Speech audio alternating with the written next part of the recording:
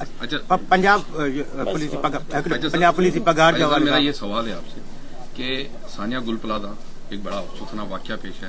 کیا آپ ثانیہ گل پلازہ کے معاملے پر دہشت گردی دفعات کے تحت مقدمہ درج کرنے جا رہے ہیں؟ کیا یہ آگ لگائی گئی تھی؟ کیا کوئی لسانی قوم پرست تنظیم کے شواہد ملے ہیں آگ لگانے کے؟ دیکھیں ابھی تک میرے خیال میں ایف آئی آر کٹ گئی ہے اور اس میں کوئی بھی اے ٹی سی کا ایکٹ نہیں ہے. یا یہ ایک جو ایویڈنس ملی ہے فی الحال ابھی تک وہ یہ کہ ایک دکان تھی اس میں آگ لگی. فلاور آرٹیفیشل فلاور کی دکان تھی اس میں آگ لگی ہے. وہ آگ پھیلی ہے اور اس پھیلنے کے بعد جو ہے وہ ایک پوری اس میں ایف آئی آر اگر آپ دیکھیں گے تو اس کو سمرائز کیا ہے کہ اس کو اوپن بھی چھوڑا ہے کہ انویسٹیگیشن کے سوا کسی بے قصور کو وہ ایف آئی آر میں ڈال دیں وہ زیادتی ہوگی. اور اس میں ہر طریقے سے اس کو دیکھیں گے ایف آئی آر میں. اگر اس میں کوئی دہشت گردی کا ہوگا عوامل شامل ہوگا تو وہ لیٹر آن وہ ایف آئی آر میں ان پٹ ہو جاتی ہے جو بھی سیکشن ہیں اے ٹی سی کے. تو فی الحال جو ہیں وہ صرف نیگلیجنس ہے اور نیگلیجنس 436 پی پی سی اس میں مین سیکشن ہوتا ہے کہ کسی بلڈنگ کو آگ لگ جائے یا کیا. ایم کیو ایم نے عدم اعتماد کیا ہے سندھ حکومت پر اور یہ کہا ہے وفاق کو انہوں نے خط لکھا ہے, گورنر نے بھی لکھا ہے اور فاروق ستار اور دیگر ایم کیو ایم رہنما انہوں نے یہ خط لکھا ہے کہ سندھ حکومت سے ہم مطمئن نہیں ہیں اور یہاں پر لوگوں کی اموات ہوئی ہے, یہاں تک کہ ریسکیو نہیں کیا گیا. سی ایم صاحب اعتراف کر چکے ہماری غلطی ہے.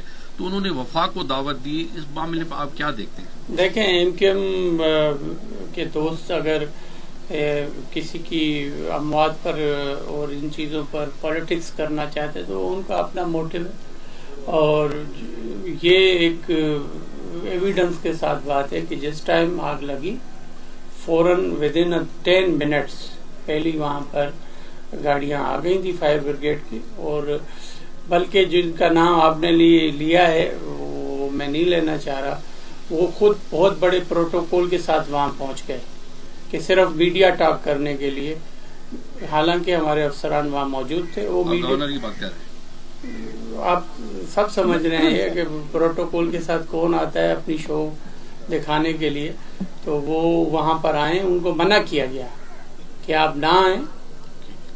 یہاں پر اتنا بڑا واقعہ ہوا ہے. ہمیں ہمارے جو کمشنر کراچی تھے وہاں پر ڈی آئی جی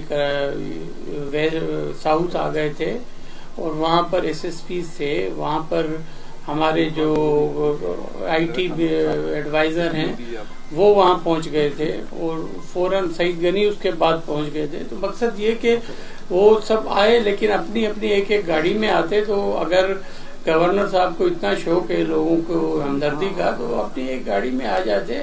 اللہ کی مہربانی سے کوئی اتنا بڑا ایشو کراچی میں نہیں ہے اور وہاں پر انہوں نے وہ ٹریفک کی ان کی بہت بڑے پروٹوکول نے کافی گاڑیوں کو روک دیا آنے سے. وہاں پر جو بھی ایمبولینسیں آنی ہیں یا 5 گاڑیاں تو اتنی بڑی آگ کو نہیں بجھا سکتی ہیں, تو وہ اتنی گاڑیاں وہاں پر آنا اس کے لیے پرابلم ہو رہا تھا. پھر ان کی کانوائے جب جائے اس کے بعد تو یہ تو منٹوں کا معاملہ ہو گیا. تو بہت افسوس ہے ہمیں, ہم نہیں چاہتے کہ اس میں پالیٹکس ہو. ایک ایکسیڈنٹ ہے اور اس کے محرکات بھی دیکھ لیں کہ وہ اس پر بھی انویسٹیگیشن ہو رہی ہے. کل کمپریہنسو چیف منسٹر نے اپنی اسٹیٹمنٹ دی ہے اسمبلی میں اور ذمہ دارانہ طریقے سے اسٹیٹمنٹ دینے کی ضرورت ہے. فاروق ستار کی بات آپ نے کی ہے, فاروق ستار کے دور میں ہی یہ لیگلائز بلڈنگز ہوئی ہیں اور جو مین جو ایشو ہوا ہے اس بلڈنگ میں کوئی بھی جو سیفٹی پروٹیکشنز ہیں وہ انہوں نے اڈاپٹ نہیں کی ہے. پرائیویٹ بلڈنگ ہے, گورنمنٹ بلڈنگ تو نہیں ہے اور اس میں وہاں پر 6-7 ہزار روپے ہر دکاندار سے لیے جا رہے تھے پر منتھ مینٹیننس کے حوالے سے. تو فاروق ستار صاحب کو اپنے بھی اگر ماضی میں چلے جائیں گے جب وہ میئر تھے تو انہوں نے اس کو کی تھی, لیگلائز کیا تھا اس کو. 99 ایئرز 83 میں یہ ختم ہو گئی تھی. اس کے جو 1883 سے 1983 تک جو 82 تک 99 ایئرز کی لیز تھی وہ ختم ہو گئی تھی. اس کے بعد یہی فاروق ستار نے ایز اے میئر اس کو لیگلائز کیا اور اس کے بعد انہوں نے اس کو ماڈیفیکیشن الو کی. تو ایسی باتیں نہ کریں کہ ماضی میں جب جائیں گے تو وہ خود ہی مورد الزام نہ ہو جائیں.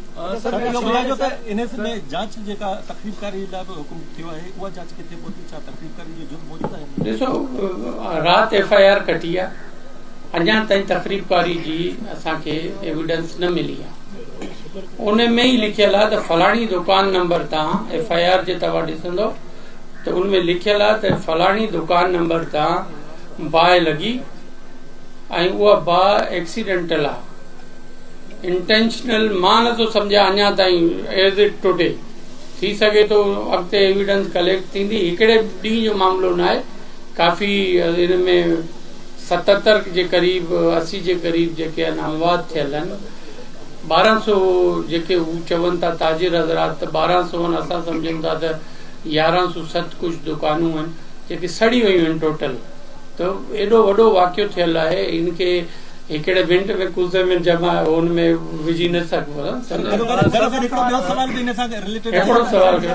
SPD वारा वेटिंग एहतजाज ते वेठा आहिनि 41 ॾींहं. 18वीं तरमीम जो वॾो शोशो छॾियो वञे थो, आप क्या कहेंगे 18वीं तरमीम का जो शोशा कभी MQM, ये क्या समझते हैं? भाई ये तो फुलझड़ी छोड़ी जाती है. भाई 18वीं तरमीम का कुल प्लाजा की आग से क्या जाए, वो के NFC अवार्ड अलाट हो जाएगा 18वीं तरमीम से.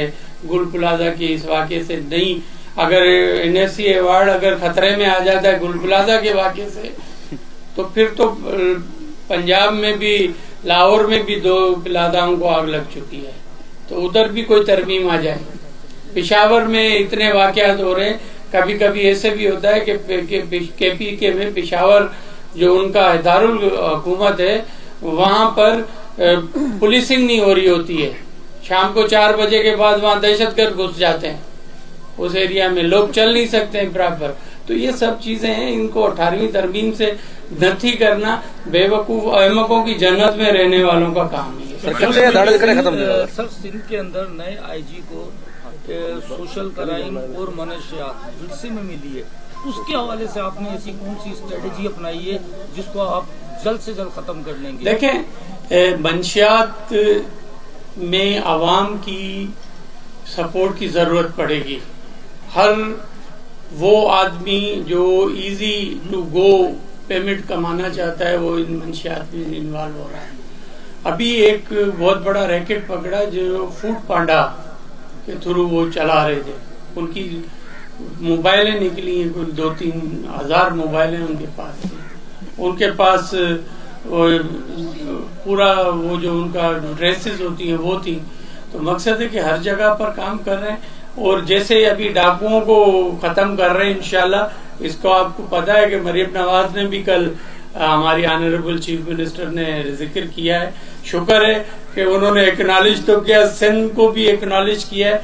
और ये हमारी बड़ी अहम कामयाबी है कि हमारी रामिन साहब पंजाब की चीफ मिनिस्टर भी इसको एक्नॉलेज कर रही है. और चलो हम ये नहीं कहते कि पंजाब या सिंध पुलिस, लेकिन सिंध के अपर सिंध के जो शिकारपुर, कश्मीर और घोटकी डिस्ट्रिक्ट में जो ऑपरेशन हुआ उसकी वजह से डाकुओं ने सरेंडर तो किया. वो सिंध में करें या पंजाब में करें, लेकिन सरेंडर इस ऑपरेशन की वजह से कर रहे हैं. ये खत्म हो जाएगा और इंशाल्लाह हम मेरे 2 ही प्रायोरिटीज हैं. एक ये डाकुओं को खत्म करना, अमनो अमान. दूसरा हमारा शहरी एरियाज में अमनो अमान, कच्चे के डाकुओं को खत्म करना. तीसरा मंशियात है. मंशियात जो हमारी अर्बन एरियाज हैं उसमें फर्स्ट प्रायोरिटी हमारी है कि हम हर घर से जो हमारी नौजवान नस्ल है वो तबाह ना हो, और उसके खिलाफ कार्रवाई कर रहे हैं. टास्क फोर्स बनाई हुई है. और मैं आज आपको ये बता रहा हूँ कि मुझे अगर किसी SP के खिलाफ भी कार्रवाई करनी पड़ी, अगर वो उसमें इन्वॉल्व हुआ तो उसके खिलाफ भी मैं कार्रवाई से घबराऊंगा नहीं. Thank you very much.